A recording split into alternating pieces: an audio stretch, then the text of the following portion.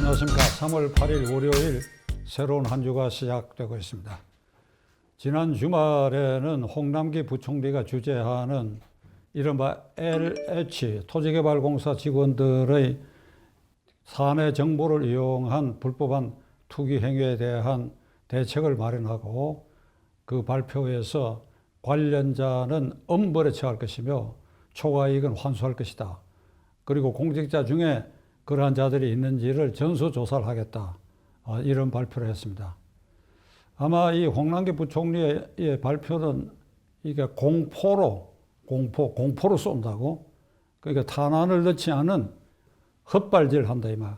공포로 쏘는 것이다. 문재인 대통령이 이 사건이 터지자 세 차례에 걸쳐서 엄정 처벌을 지시했고, 그것을 정부 안에 이걸 객관적으로 조사할 수 있는 것은 역시 오늘 이 시점에서는 최재형 감사원장의 감사원인데 이걸 빼버리고 국무총리실이 중심이 돼서 하라.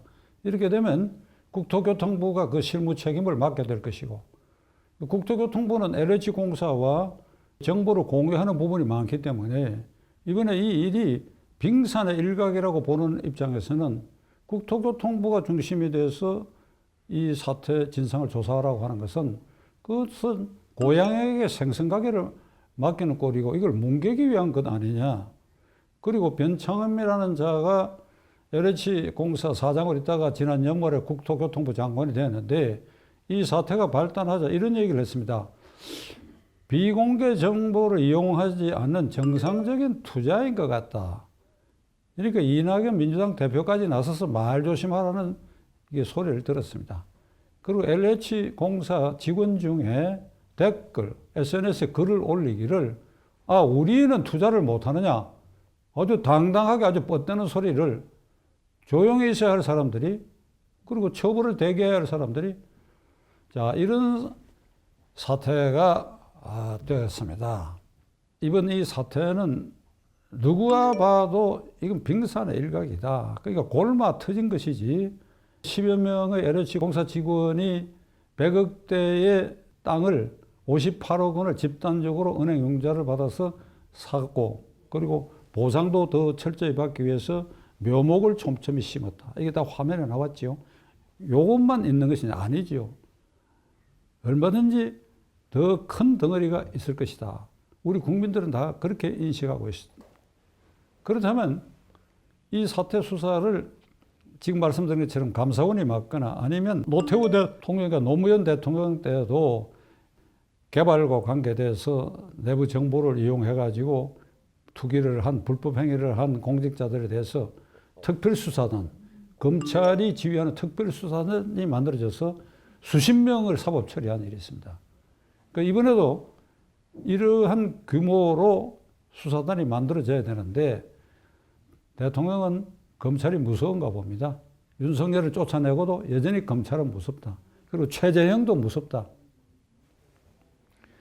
1800년에 정조임금이 사거한 이후에 안동김씨 세도정치가 시작됐습니다.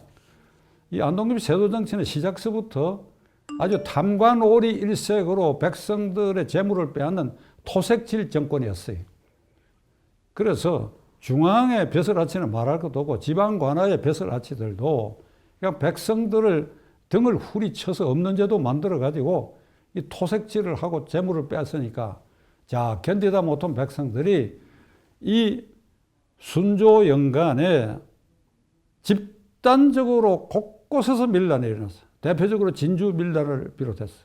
그러던 어느 날 9월산을 중심으로 임꺽정이라고 하는 의로운 도적, 협객 도덕이 나타나가지고 높은 벼슬아치부터 잡아다가 묻고 그리고 토색질해서 얻은 그 재물들을 전부 백성들에게 돌려주는 아주 이러한 사태까지 생겼습니다. 저는 지난 주말에 이 사태를 임꺽정 사태를 떠올리고 이 주말 사이에 현대판 임꺽정이 나타나서 이 토색질하는 녀석들을 전부 잡아다가 아니 LH공사 지금 10여 명 그것만 문제 되겠어요? 전부 밝혀가지고 밤사이에 전부 처치해버리고 좀 깨끗한 나라로 맞이할 수 없겠냐 이런 꿈을 꾼 일이 있습니다. 이 사태에 좌절절망하는 것은 전체 국민들이고 25번째 주택 문제에 대한 해결책이라고 제시하고 한 달도 안 됐어요. 2월 4일 날 25번째 대책을 발표를 했죠. 그리고 한 달도 안 돼가 이런 사건이 터져서 집을 갖지 못한 국민들에게도 좌절절망한, 가진 국민들에게도 이 부패한 것이 그 부분만 있겠냐 해서 분노하고, 무엇보다도 20대, 30대 사회 초년생들, 20대, 30대들의 이 분노가 하늘을 찌르고 있습니다. 그냥 인터넷에 들들 끓고 있는 그들의 분노는 어떻게 표출되고 있느냐. 우리로 하여금 영끌하라고 했지 않느냐. 요 앞에 건설교통부 장관이 그랬죠. 영끌하라고. 우리 보고는 영끌하라고 해놔놓고 LH공사 직원들은 우리의 영혼을 털어먹었지 않을까. 영털했지 않느냐. 취직을 해갖고 월급 받아가지고 사골세 살다가 전세 살고, 전세 살다가 내 집 갖고 한 10여 년 지나면 그러한 꿈을 20, 30대는 완전히 앗아가 버렸다. 그리고 일자리도 바늘구멍만큼 만들어가지고 일자리 얻는데도 허덕이게 됐다. 그러니까 이들의 좌절절망을 어떻게 할 것인가. 스포츠 경기에서 승부 조작하는 거하고 뭐가 다르냐. 이런 젊은이들이 항변에 대해서 기성세대인 우리가 문재인 대통령과 정부의 책임 있는 자리에 있는 총리, 부총리, 장관들 뭐라고 대답할 것입니까? 우선 나타난 LH공사 직원들의 이러한 투기 행위, 이거는 다른 말로 비유하면 이게 도둑질이지요. 큰 도둑질이죠. 생계형 절도, 그걸 우리가 도둑놈이라고 할 수가 없지요. 생계형 도둑은. 그러니까 이 공직자들이 19세기 초유의 순조 시절에 탄관 오래지 들끓던 그 시절에 그 큰 도둑놈들하고 이게 무슨 차이가 있습니까? 이게 국가의 녹을 먹고 관직이라고 하는 허울을 쓴 자들이, 공직이라고 하는 허울을 쓴 자들이 이렇게 국민을 배반하는 행위를 뒤로 돌아 앉아가지고 이걸 챙겨 먹는 거, 이거 큰 도둑질이죠.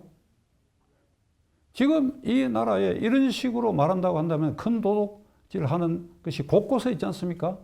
예를 들면 울산시장 부정선거 사건, 여기에 관여한 공직자들이 지금은 거꾸로 자기들을 기소했다고 해서 검찰을 포크레인으로 파헤쳐가지고 총장 쫓아내고, 그리고 검찰청사까지도 파괴해버렸다고 덤벼들지 않습니까? 이거야말로 적반하장이죠. LH공사 직원이 아까 말씀드린 것처럼 우리는 투자를 한 것인데 왜 우리만 비난하느냐. 그러니까 그 사람의 그 말에는 우리만 해먹은 것이 아니라 국토교통부도 있고 정치인도 있고 높은 사람들 다 해먹었다, 이런 소리 아닙니까? 그러니까 그 직원의 말은 나도 도둑놈이지만 우리 모두가 나보다도 더 큰 도둑놈이 있다, 이렇게 말하는 것이 아닙니까? 이에 대해서 문재인 대통령이 뭐라고 대답할 수 있겠습니까? 공공의 정보를 이용해가지고 이러한 도둑질 행위를 하는 것은 이걸 망국범죄다. 망국범죄라고 윤석열 전 총장은 어제 갈파했습니다. 이 망국적 범죄에 대해서 대응하는 문재인 대통령의 태도는 정말로 용납할 수 없고 동의할 수가 없습니다. 헌법 정신과 법치가 훼손되고 무엇보다도 사법체계가 무너진 이 상황에서 이 엄청난 공직자들이 도둑질 행위를 어디서 언제 이것을 바로잡을 수 있을 것인가. 결국 국민이 두 눈을 부릅뜨고 이 사태를 지켜보고 끝내 이것마저 흐지부지 될 것 같으면 이것도 결국은 국민 저항권 대상에 포함해가지고 국민이 적극적으로 나설 수밖에 없습니다. 자, 국회가 그 꼴이지요. 야당은 무기력하지요.